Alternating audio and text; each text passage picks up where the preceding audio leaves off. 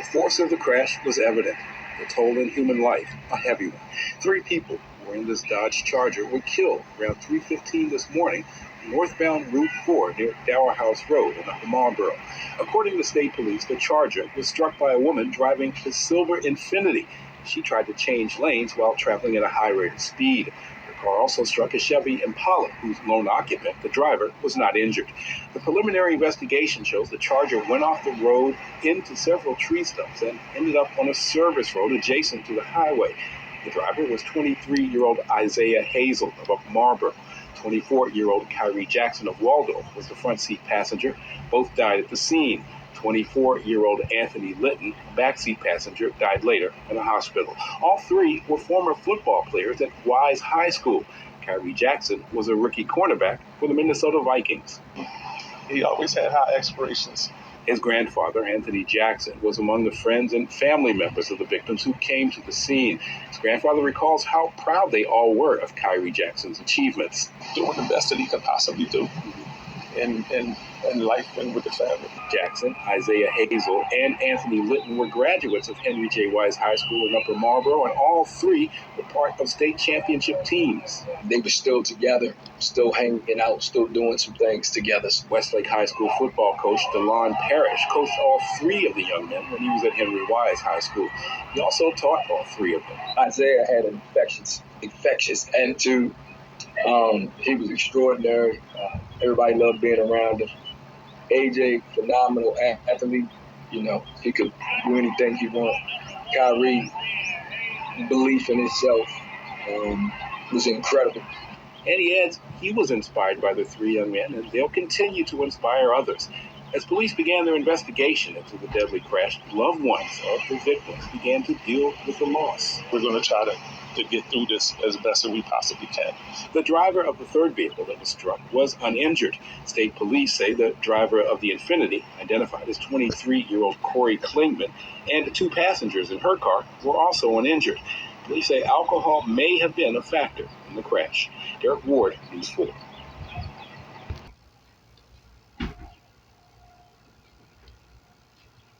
Birthday party turns into chaos after a cold-blooded shooting in Florence, Kentucky.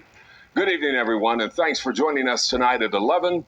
I'm Curtis Fuller. 4 people were killed, 3 others injured. We also know the shooter is dead after turning the gun on himself. What led to this ruthless mass shooting? It's a question to which we may never know the answer. Tonight, we're leading the way for you with team coverage. My co-anchor, Lindsay Stone, is live tonight at the hospital where some of the victims are being treated. Daisy Kershaw joins us from where this tragedy took place. But first, let's begin with Lindsay Stone. Lindsay, what are we learning from police tonight? Well, as you mentioned, Curtis, 7 people were shot. We know 4 died at the scene and 3 were transported here to UC Medical, where they remain hospitalized tonight. And we are learning the identities of the 4 killed. They are 20-year-old Shane Miller, 20-year-old Hayden Rubicki, 19-year-old Delaney Erie, and 44-year-old Melissa Perrette. Now, Perrette is the mother of the 21-year-old whose birthday was being celebrated. The 3 who were transported here to UC Medical with gunshot wounds are thankfully expected to survive. Officers rendered first aid to several victims, and right now we have 3 victims at UC Medical in Cincinnati that are all stable and appear to will make a full recovery. At the scene as well, there was 4 that were pronounced deceased at the scene. Now, when officers arrived at the scene last night, they actually heard a suspect firing shots and saw him take off. We know a brief pursuit followed that, a very chaotic scene last night. And so tonight we are learning more about the suspect, who that suspect is, and also more details about what happened after police arrived there on the scene. Let's bring in WLWT News 5 Daisy Kershaw, continuing our team coverage tonight. So, Daisy, what do we know about who this suspect is? Lindsay, he's identified as 21-year-old Chase Garvey. Police say after killing 4 people and injuring 3 others, Garvey took off. What was supposed to be a celebration for a 21-year-old's birthday, turning into a nightmare. Just before 3 a.m. on Saturday, police say 21-year-old Chase Garvey opened fire on a birthday party at a home on Ridgecrest Drive. Just minutes earlier, a neighbor's security camera capturing Garvey pacing around the neighborhood. Callers saying multiple people shot, at least 3 or 4. There was 20 people in the house supposedly hiding upstairs. Someone is in the house shooting. We got 3 people down now for us. We got 3 more down in the basement. Police say when they arrived, Garvey was still shooting. He's responding. Shooter may be outside now. Or the house. 10-4 shots inside the house. But before officers can detain him, he takes off, leading police on a chase. I lost him. Did you guys find him? It all ends here, just a few miles from the scene, with Garvey turning the gun on himself. Police say he died of a self-inflicted gunshot wound. 83 Battalion. Among the victims was 44-year-old Melissa Perrette, who friends describe as the heart of this neighborhood. She was hosting this gathering for her son's 21st. She was a beautiful person in and out. Leah Moore grew up next door to the Perrettes. She and her father were at the party earlier, before tragedy struck. He just turned 21, and to have this, he literally lost his mom and almost his sister and a couple friends. This house, once filled with birthday balloons and friends, now instead covered in police tape. We're just lucky we were safe in a sense, but it doesn't make it any better. This is affecting the whole neighborhood, losing our great neighbor. Heartbreak really doesn't even begin to describe what people here are feeling tonight. This is the kind of area where neighbors tell me everyone knows one another, and so many knew and loved Melissa Perrette, and say that not only she, but the 3 other victims will be deeply missed. Prayers, condolences just pouring in from all over tonight. Reporting live in Florence, Kentucky, Daisy Kershaw, WLWT News 5. Good afternoon, I'm Tracy Davidson. We're coming on the news with breaking news related to last night's mass shooting. A man is dead, 8 others injured after the shooting in Southwest Philadelphia. And now Mayor Sherelle Parker and Police Commissioner Kevin Bethel are back in the neighborhood where it happened at 60th and Kingsessing. And they are surrounded by other officials and people from the community updating us on what we know about what happened and the investigation. Here's what we can tell you. One person was killed, 20 years old. He was rushed to the hospital, pronounced dead. This happened last night, South Salford Street, but near where they are now. Let's listen. I say anything about the facts of last night's mass shooting in this community, and before any broader thoughts, I want to say something to the people of Kingsessing. The pain and the trauma that you are feeling right now, it's not normal. And you shouldn't have to get used to it. I don't want you to think that we in this city are ever going to get used to it. Each and every one of you in this community, the mothers, the fathers, the daughters, the sons, the grandfathers and grandmothers who are raising grandchildren in this neighborhood, doing the best they can with what they have to try to ensure that their young people, their families are living the best quality of life as possible. This is not normal. Facts about last night. Police Commissioner Bethel is going to talk about the policing. He's going to give you all of the data and the facts about that. But I want you to know that throughout the evening in Kingsessing last evening, the Philadelphia Police Department was tracking something that is called a pop-up event. And it was moving from location to location, even in different neighborhoods. Now, a pop-up event, and this is important for parents to know and to understand. A pop-up event is an event that is advertised on social media. It's usually a music event where people see an ad on something like Instagram, and it tells them where to go. So the location is in the pronouncement on social media. Also last night, The Philadelphia Police Department officers were also dispersing at least one large crowd of juveniles at one point in the evening from a location that was near 60th and King Session.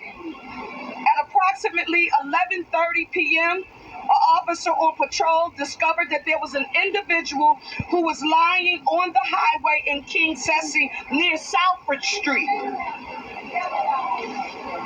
That individual is no longer with us. Other officers arrived. They discovered 8 other individuals were shot, and they transported them to the hospital. Again, Police Commissioner Bethel, he's going to give you the details associated with that activity. In recent days, and we've said this accurately so, we know that homicides are declining here in the city of Philadelphia, and they're down 41%, and shootings are down 41% as well. But if anybody thinks that we can look at those stats and celebrate here in the city of Philadelphia like we have tackled, like we have found the solution, the magic wand to address the culmination of violence, unnecessary violence in the city, this is no time for us to be celebrating. We are laser focused on prevention, intervention, and enforcement. And it's difficult when you go into the home of a resident who says, along with his granddaughter, who's 15 years old, that this is what has occurred here and what we experience here on a regular basis. Pastor Sean James from Salt Lake, where are you? Pastor James. And okay, man, we see with, these mass shootings, in these last days, man, the Most High, warned us that, things was going to be heating up and Jacob's trouble is approaching. So it's going to be a lot of things taking place, man, in these last days, man. So, if you're not tuned in to these scriptures and following after the word of the Most High Yahweh Bashem Yahushua, and anything can happen, and partying and going to places like that is not, the places to be. Those are not no safe places. The Most High is trying to gather his people, trying to get his elect to come back to him, and those who don't want to listen, these things gonna be happening. Sad to say, but we got some wicked spirits out here, man. Some wicked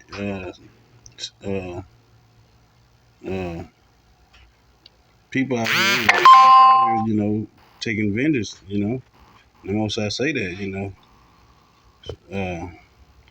let me get the scripture right quick. Okay, so let's go to Hebrews chapter 3, and we'll start at 3 and verse 8. It says, "Harden not your hearts as the provocations in the day of temptation in the wilderness, when your fathers tempted me, proved me, and saw my works 40 years. Wherefore I was grieved with that generation, and said, they do always err in their heart," which is the mind, "and they have not known my ways. So I swear in my wrath, they shall not enter into my rest. Take heed, brethren, lest there be in any of you an evil heart of unbelief, and departing from the living power of Yahweh." See that? So a lot of us have departed from the ways of the Lord, and now we have an evil heart, and that was the curses put on us by the Most High Yahweh by Shem Yahushua. Because in the book of Deuteronomy say that, quoting the scripture, he said that you will have an evil eye towards your brother. Okay, and this is why a lot of us is committing these wicked crimes. Because we're supposed to be in this truth, man, in this word, seeking the Lord in these last days. But quoting another scripture, the Most High say, there are spirits out here created for vengeance. And we see, the things that's taking place, man. This, Jacob's trouble, man, is approaching, and people not taking heed. So, like I said earlier about partying and going out to these places and gatherings and you know, man, those are not safe places to be. It say, but exhort one another daily while it is called today, lest any of you be hardened through the deceitfulness of sin. For we are made partakers of Yahweh, Bashem Yahweh Shah Hamashiach, if we hold the beginnings of our confidence steadfast unto the end. While it is said, today, if you will hear his voice, harden not your hearts, as in the provocations. For some, when they had heard, did provoke, howbeit not all that came out of Egypt by Moses. But with whom was he grieved 40 years? Was it not with them that had sinned, whose carcass fell into the wilderness, and to whom sware he that they should not enter into his rest, but to them that believed not? So we see that they could not enter in because of unbelief. See that? So you have to believe and have faith in Yahweh Bashem Yahweh Shah, and nothing else, this, that's where all your hope and faith have to be in, you know, in seeking the Lord in these last days, because like I say, we can see Jacob's trouble is approaching, as the scriptures say, and a lot of even is going to be taking place on the earth. If we're not tuning into this word and this truth and seeking the Lord Yahweh Bashem Yahweh Shah and calling on that name, then we definitely can get caught up in that wrath of the Lord. So we want to be under the righteous side of the Most High, Yahweh Bashem Yahweh Shah. So with that being said, I'll be back with the next one. Peace.